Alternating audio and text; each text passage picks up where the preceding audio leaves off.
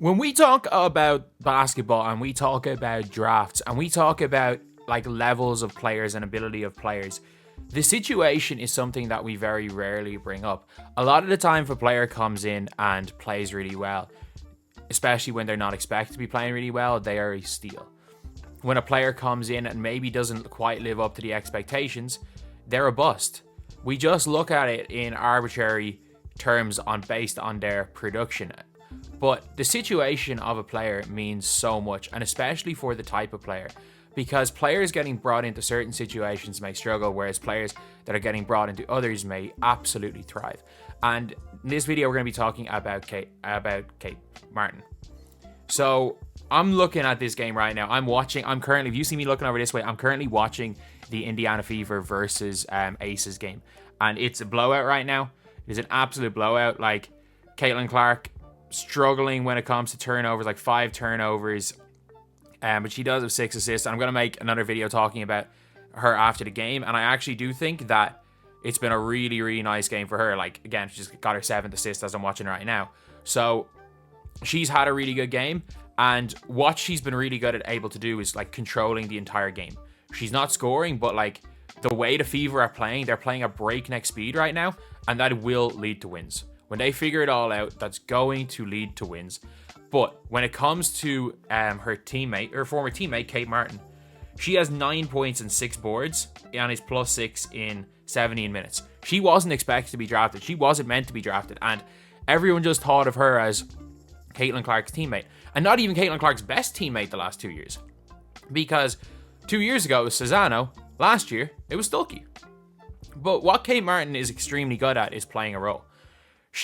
No one thought she was going to make the roster for the Aces when she was drafted. She was taken with a late 2nd round pick, and like making the roster is rare in the WNBA if you're a 2nd round pick.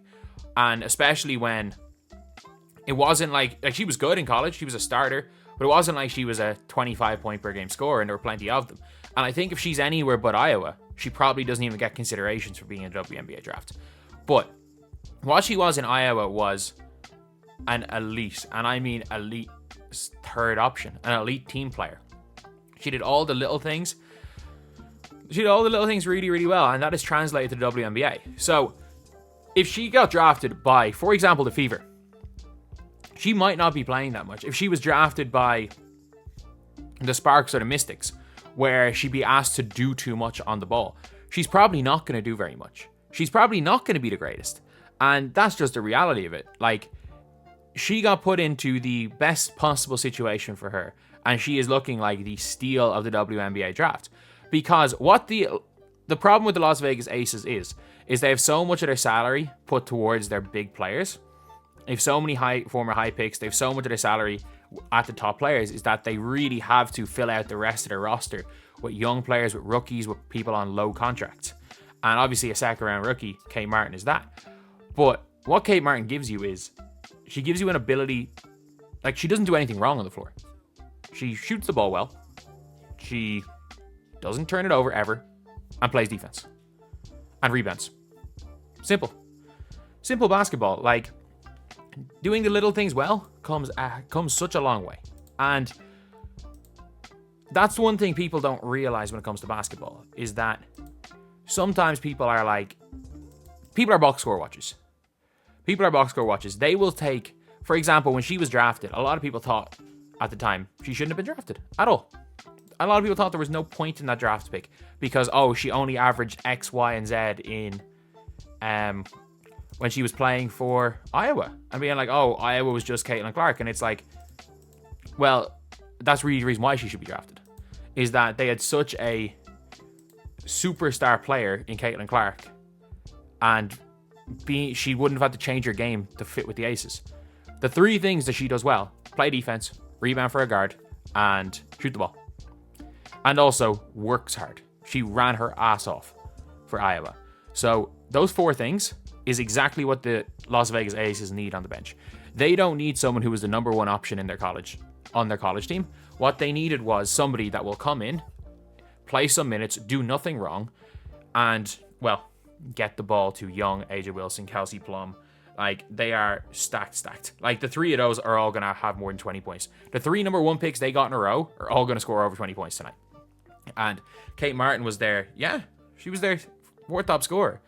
And it is like, when we're looking at this, when we're talking about this, it is always a situation when you have to look at draft picks, whether it be in the NBA or the WNBA. Like, players' situations, and players also doing what they're meant to do.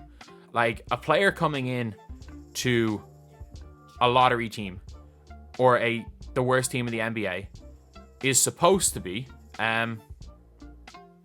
like meant to do a bit more.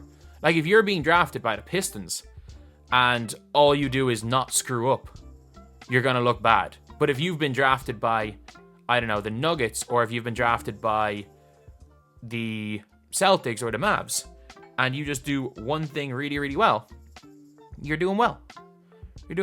But that is it. Like, that is what the Las Vegas Aces have gotten, and it's just the rich get richer, and the rich just keep getting richer.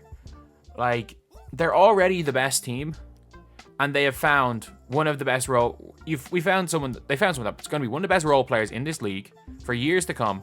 In the 2nd round, they didn't even have a 1st round pick this year, and they still got someone that's going to help them. Like, this Las Vegas Aces team, I know they lost to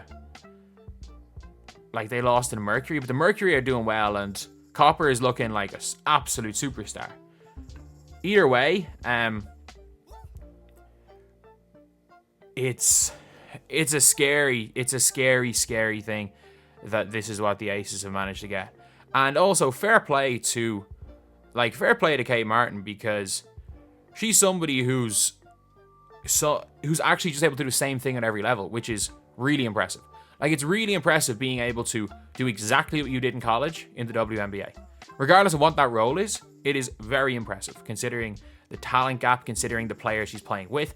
And yeah, what she does is made easier because of the player she's playing with. But at the same time, if everyone could just not screw up, play a role, and hit shots, and do all the right things, do all the little things, everyone would do it. There wouldn't be so many players out of the league in a year or two. There wouldn't be so many players getting cut early in their careers. There wouldn't be so many people that never make the roster in the first place.